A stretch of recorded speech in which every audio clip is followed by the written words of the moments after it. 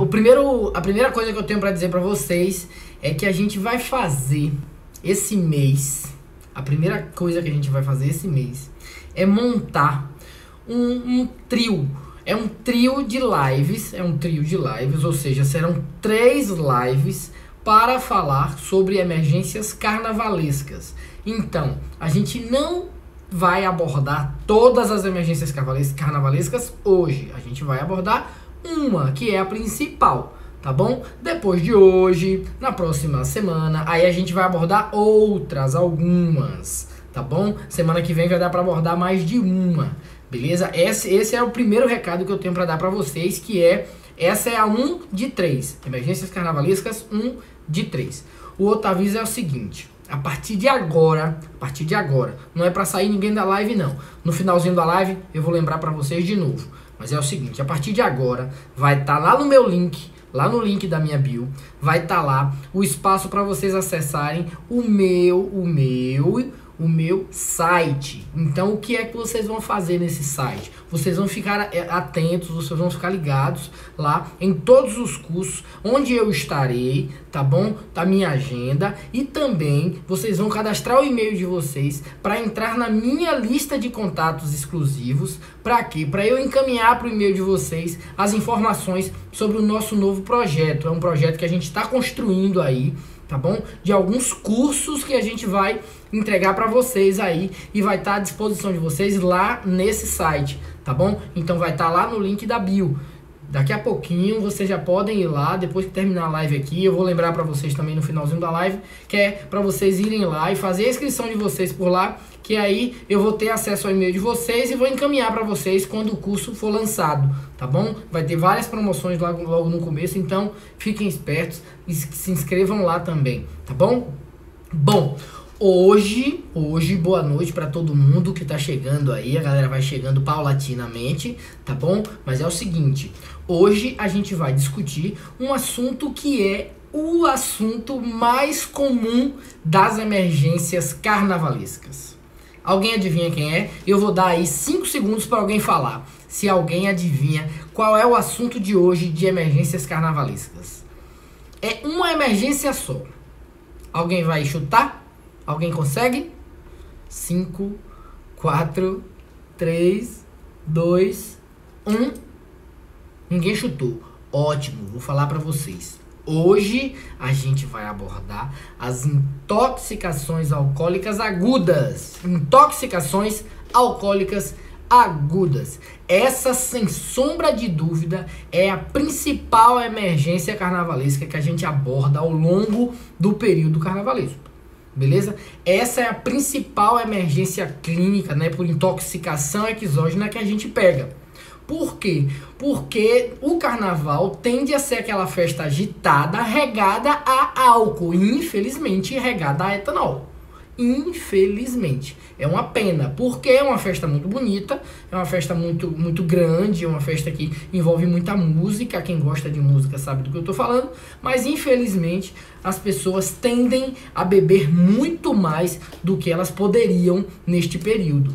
E isso é um problema sério. Por que é um problema sério beber demais? Porque a intoxicação aguda por álcool, ela traz algumas repercussões. Você pensa que só aquele momento ali? Não, entendeu? Pode ser que esse paciente ele tenha que ser submetido a várias coisas como a gente vai discutir hoje aqui, tá bom?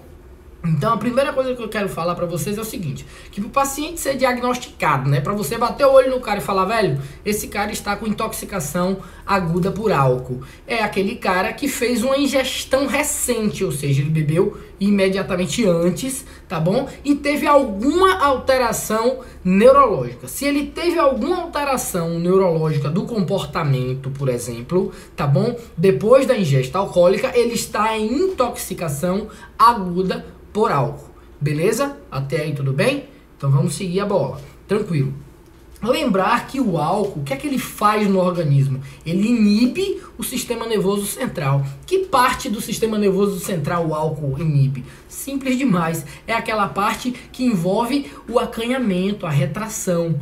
O que é que o cara faz? Quais são as características de um paciente quando ele chega com intoxicação alcoólica?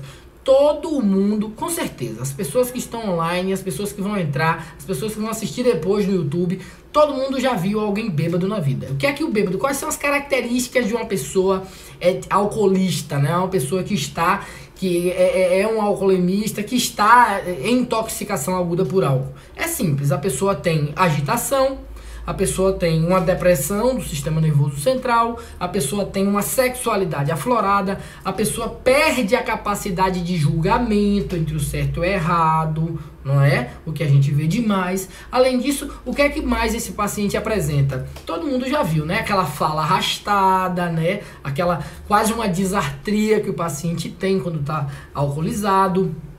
Uma incoordenação, o paciente não consegue se movimentar direito, ele bate nas coisas, tromba nas coisas e atropela e cai, e é aquela loucura. A marcha desse paciente, ele não consegue andar direito, então a marcha é instável também, beleza?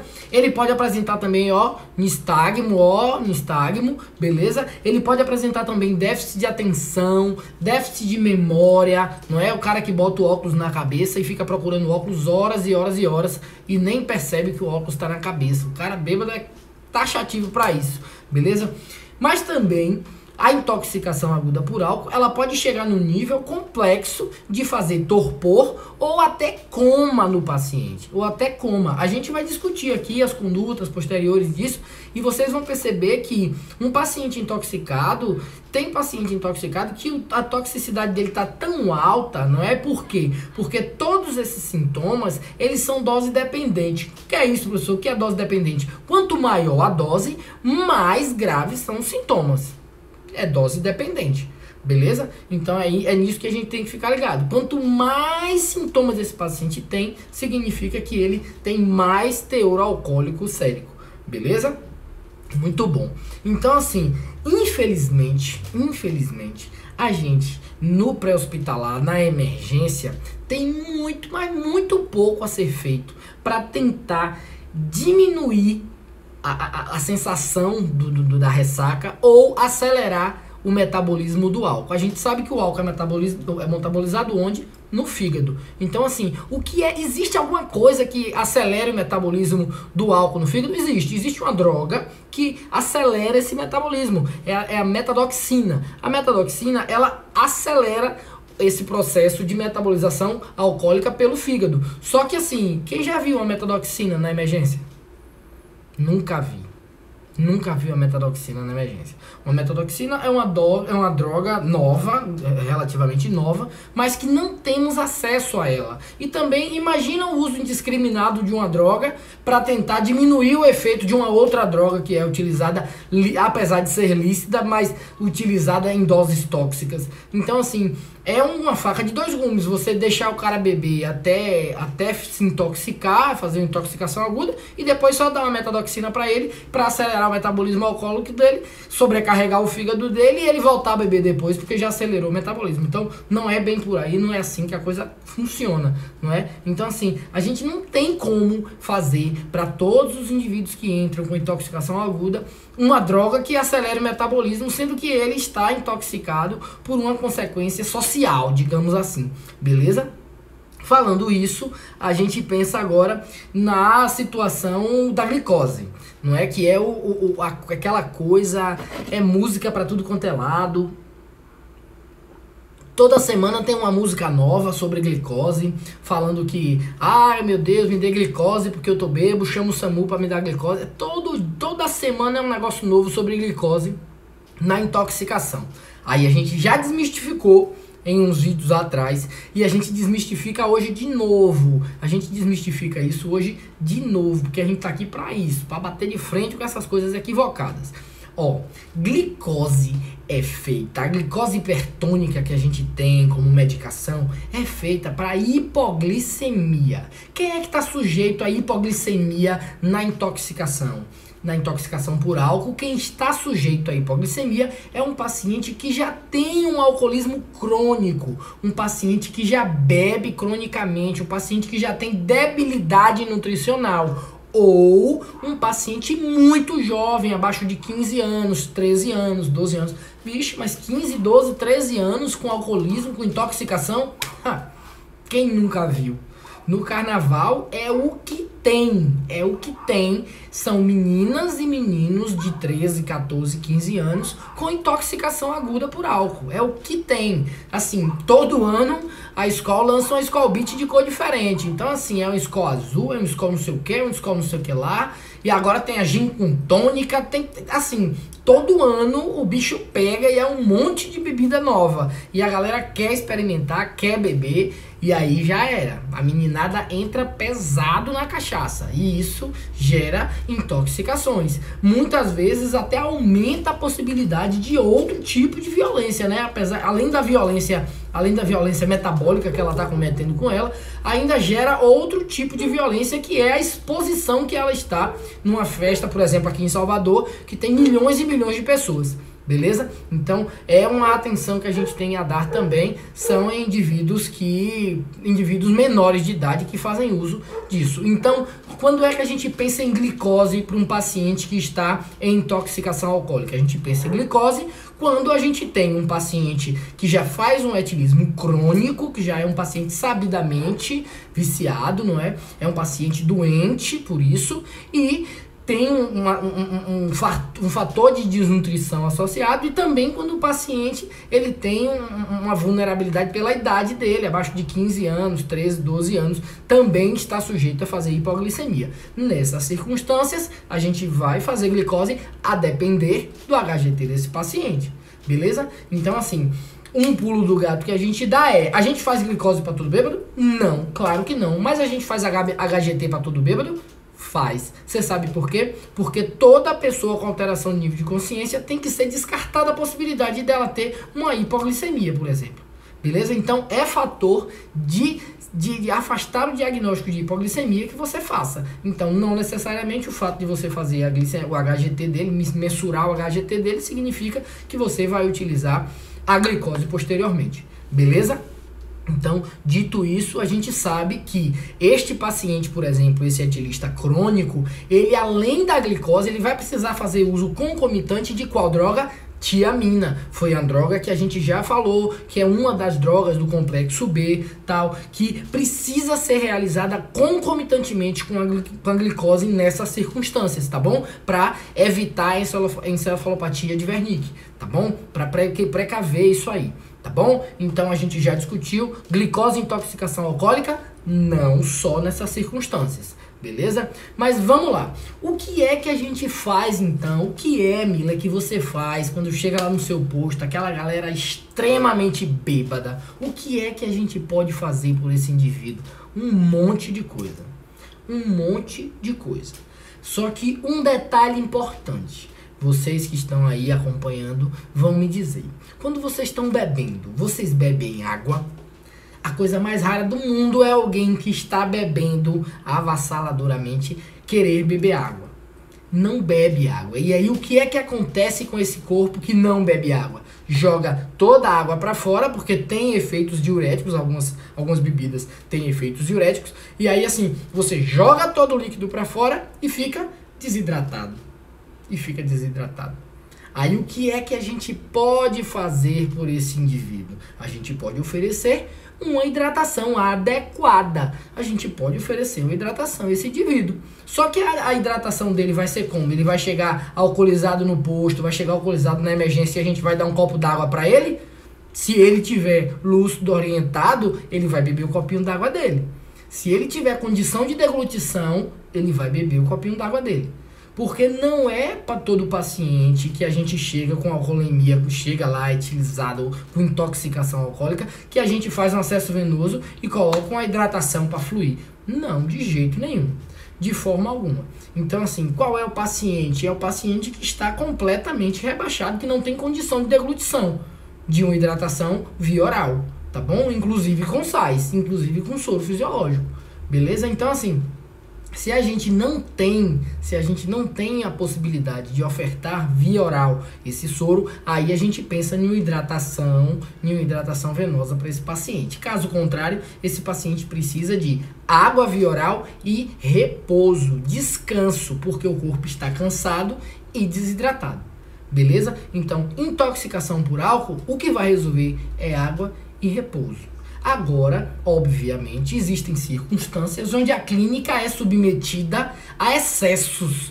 Quando a clínica é submetida a excessos, aí a gente vai tratar o que gerou um problema na clínica. Como assim, professor? Por exemplo, quando o cara faz uma intoxicação tão grave que ele perde a capacidade de proteger a via aérea. Se ele perde a capacidade de proteger a via aérea, meu querido, infelizmente ele vai tomar um tubo por conta da intoxicação alcoólica. Ele precisa de preservar a via aérea, o médico vai lá e vai ter que entubar. Infelizmente. Então, assim, não se enganem que intoxicação exógena por álcool não gera uma intubação orotraqueal. Gera sim. Gera hipotensão, gera outros distúrbios metabólicos passíveis de internação em terapia intensiva, inclusive. Beleza? Então, assim, é muito mais complexo, é muito mais arriscado do que a gente imagina. Tá bom?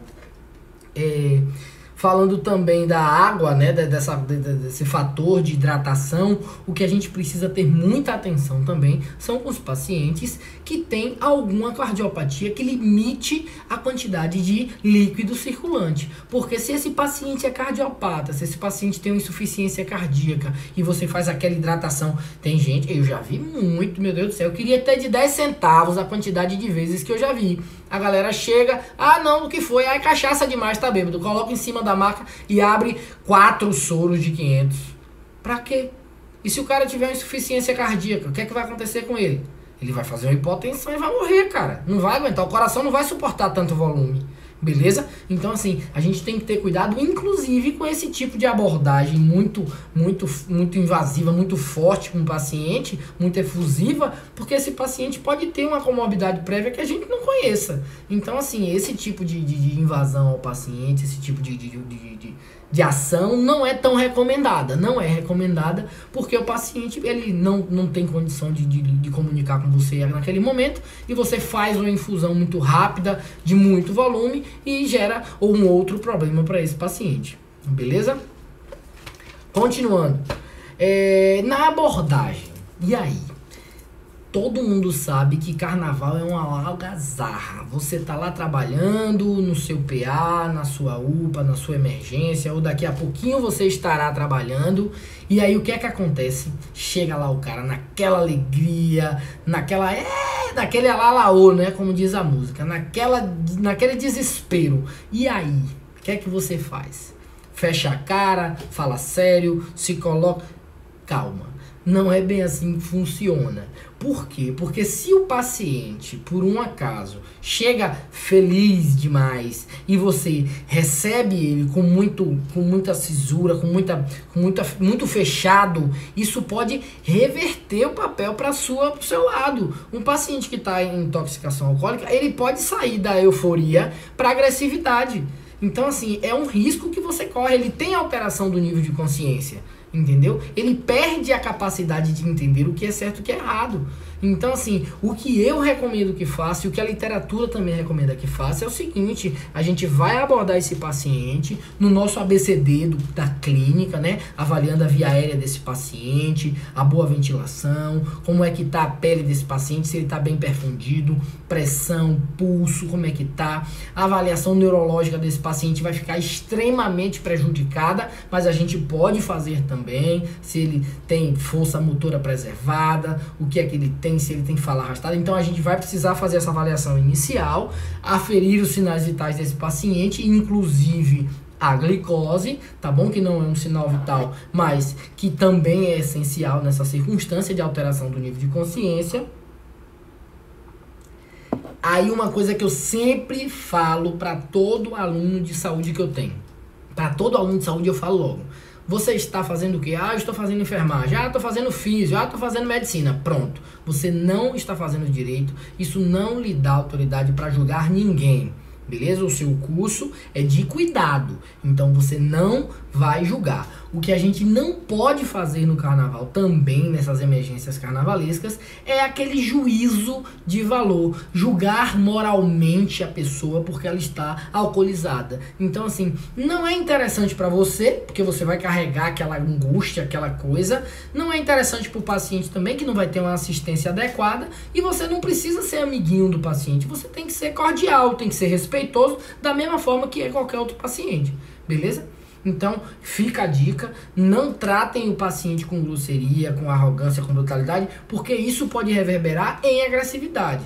E tapa dado não volta. Fica a dica, tapa dado não volta. Seja receptivo com o paciente, coloque ele sentado se tiver lugar para sentar, converse com ele, colhe a história, tá bom? Avalie se há associação de outras drogas, isso é muito importante, tá certo? Avalie se não há possibilidade de uma intoxicação um pouco mais complexa, que não só apenas com o álcool, tá bom? Esse paciente pode utilizar também, fazer interações de drogas como cocaína, pode associar com lança-perfume, loló. No carnaval dá de tudo. A gente falou, eu falei, tem o quê? Tem uma semana ou 2 semanas sobre uma droga que tá chegando aqui no Brasil.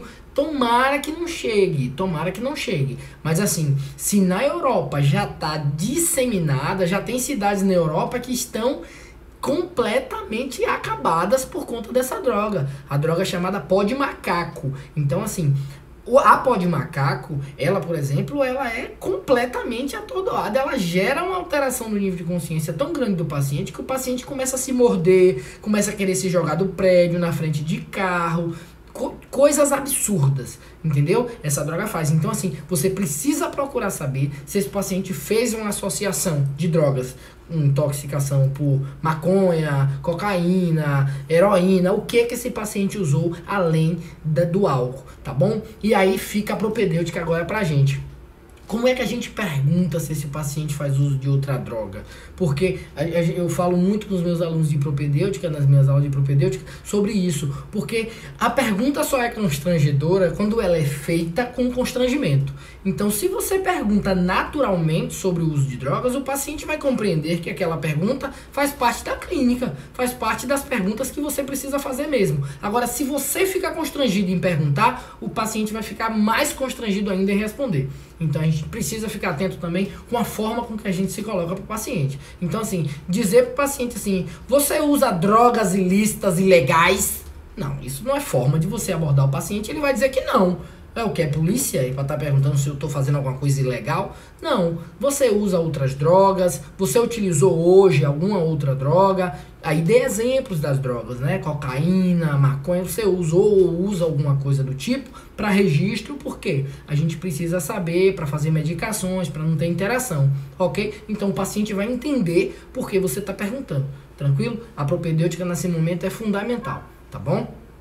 Outra coisa que a gente precisa pensar demais quando um paciente chega alcoolizado e a gente precisa abordar esse paciente é no risco de queda que esse paciente tem. A gente falou um pouquinho antes sobre a sintomatologia, o que é que o paciente apresenta quando ele está com intoxicação aguda por álcool. Ele não consegue se segurar. A grande maioria deles, a depender da dose que ele tenha tomado, ele não consegue se segurar. Se você coloca esse cara numa cadeira que não tenha encosto ou numa cama que não tenha grade lateral, esse cara tende a tomar uma queda e ele está com os reflexos comprometidos. Um bêbado, um etilista crônico ou um etilista agudo, né, com intoxicação aguda, ele tem os reflexos comprometidos. Se você solta ele em cima de uma maca que não tem a grade lateral, esse cara pode cair de cara no chão. De uma intoxicação aguda por álcool, você transformou agora ele em uma vítima de TCE. Olha que maravilha. Olha que coisa completamente evitável. Que a gente podia evitar de não ter colocado esse paciente com esse nível de intoxicação numa maca sem grade e a gente colocou. Então, assim, a gente precisa pensar nisso. Não é porque é emergência, não é porque é um posto de carnaval, não é porque é um PA que a gente vai deixar a segurança do paciente de lado. A gente precisa prezar pela segurança do paciente também, porque a gente pode ocasionar iatrogenia. Engana-se quem pensa que quem não pensa em segurança do paciente não gera iatrogenia. A iatrogenia é exatamente derivada da falta de segurança com o paciente, beleza? Então a gente precisa ficar atento a isso também. Outra coisa fundamental para a gente abordar num paciente com intoxicação por álcool é o serviço social. Acionar o serviço social, os nossos colegas do serviço social, eles têm um papel fundamental no acompanhamento desse paciente. Principalmente se for um paciente menor, principalmente se for um paciente que tem nível de ativismo crônico, um paciente que já tem sinal de desnutrição, por exemplo. Então a gente precisa acionar o serviço social. É um problema de saúde pública.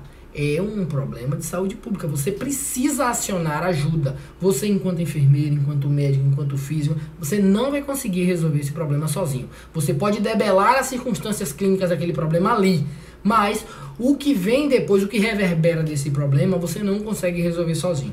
Então, o serviço social ele precisa ser acionado. É fundamental o serviço dos colegas e eles precisam ser acionados. Eles precisam saber do que está acontecendo, tá bom? Outra coisa também fundamental e importante é pensar sempre que é álcool mesmo, foi álcool mesmo, é uma intoxicação alcoólica mesmo. Por quê? Porque a gente vê demais a associação de uma alteração do nível de consciência vinculada ao álcool, mas também a um outro transtorno, como, por exemplo, o trauma. Quando o cara está lá, ativista crônico, que cai da própria altura, bate a cabeça no chão, faz um TCE leve, e você fala, não, ele está alcoolizado, ele tem alteração do nível de consciência, mas está alcoolizado. Ele tem um hematoma subgaleal, mas ele está alcoolizado, então isso é efeito do álcool. Pois é, eu tenho uma postagem exatamente sobre isso. Um cara de 22 anos, estava eu e Clara, Clá, 1000 volts, eu e Clara Carvalho, a médica sensacional, médica de emergência.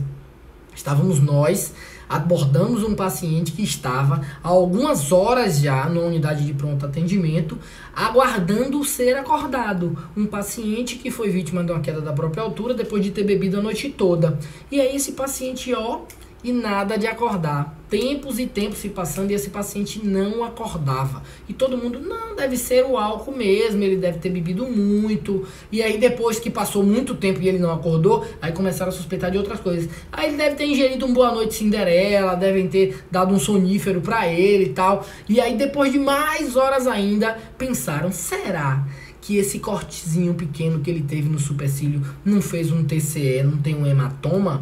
Procurem essa postagem no meu feed, gente. Sério mesmo. Eu filmei a tomografia dele e tá lá a laranja desse tamanho. O cara de 22 anos fez uma queda da própria altura depois de ingestão alcoólica, fez um corte de 2 centímetros no supercílio, nem hematoma subgaleal fez e fez uma hemorragia sinistra. Então, prestem atenção, nem tudo que é alteração do nível de consciência é da alcoolemia, nem tudo que é alteração do nível de consciência é por intoxicação, tá bom? Esse paciente precisa ser muito bem avaliado, você precisa fazer uma semiologia adequada para ele, saber se ele bateu a cabeça, se ele desmaiou, se ele apresentou vômito, porque é fundamental que você aborde o paciente como um todo, a visão holística que a gente tanto fala é fundamental nessas circunstâncias também, tá bom? Dito isto, a gente vai pensar em que também no paciente que chega extremamente agressivo. Poxa, mas ele tá agressivo demais, e aí?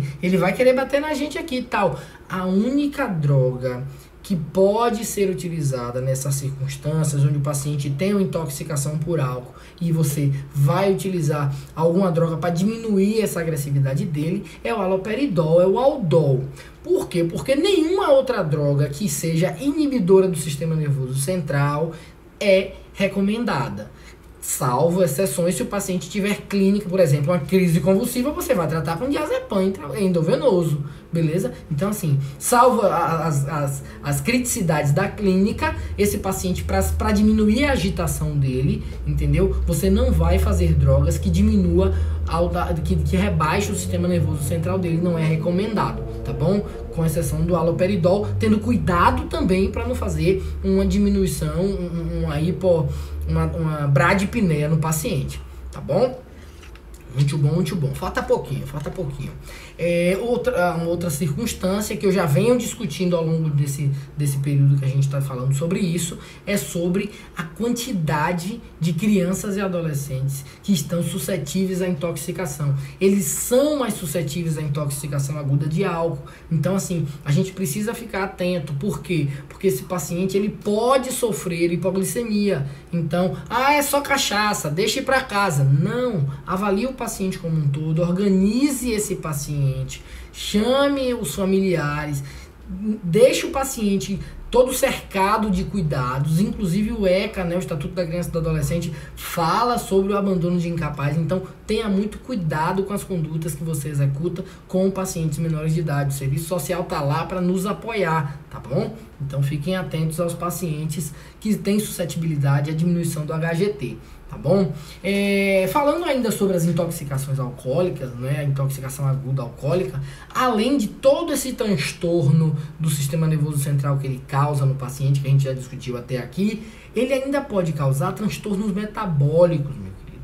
Ele ainda diminui, ainda altera tudo, beleza? O que é que ele faz? Ele diminui magnésio do paciente, ele diminui cálcio, diminui potássio, diminui fósforo, ele pode fazer todos esses distúrbios hidroeletrolíticos no paciente e o paciente ficar à mercê de uma reabordagem, né, de uma reposição desses eletrólitos. Então, é mandatório que quando o paciente entre, né, na emergência de um hospital, na emergência de uma unidade de pronto atendimento, que seja necessário a abordagem de exames laboratoriais para entender se esse paciente tem um distúrbio metabólico.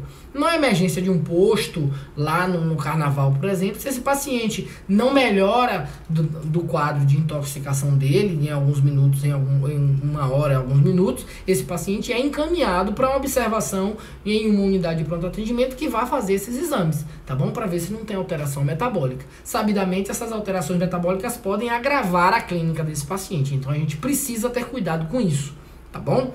Falando também sobre alterações cardiovasculares, o álcool também influencia no cardiovascular do paciente. Ele pode fazer taquicardia, ele pode fazer vasodilatação periférica. Então, assim, se o paciente já tem alguma alteração, já tem uma predisposição a fazer um ataque supra, ele pode desencadear um ataque supra, principalmente as destiladas que têm concentrações maiores de álcool, beleza? Então a gente precisa ficar atento para o nosso manejo ser abordando a clínica, abordando exatamente a complicação dessa intoxicação, tá bom? Lembrando que a gente não consegue acelerar essa metabolização sem a droga, né? Sem a mexadotacina, sem a... como é o nome da criança? Deixa eu pegar o nome dela aqui para falar para vocês.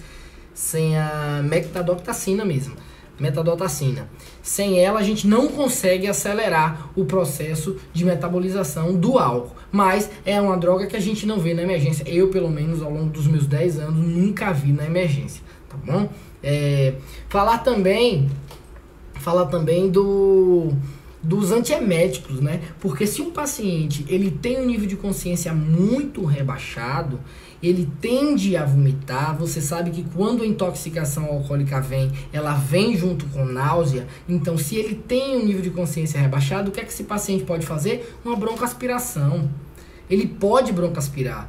A coisa mais fácil do mundo é você encontrar alguém alcoolizado que quer vomitar. A coisa mais comum, a coisa mais corriqueira. A intoxicação aguda por álcool é vômito. Dá náusea, o paciente vomita. Se esse paciente não protege a via aérea dele, ele vai broncoaspirar, ele pode ter sérios problemas com isso. Então a gente precisa pensar no paciente como um todo, precisa pensar no antiemético para esse paciente também, se ele estiver acusando de náusea, se ele tiver sintomas de náusea, tá bom?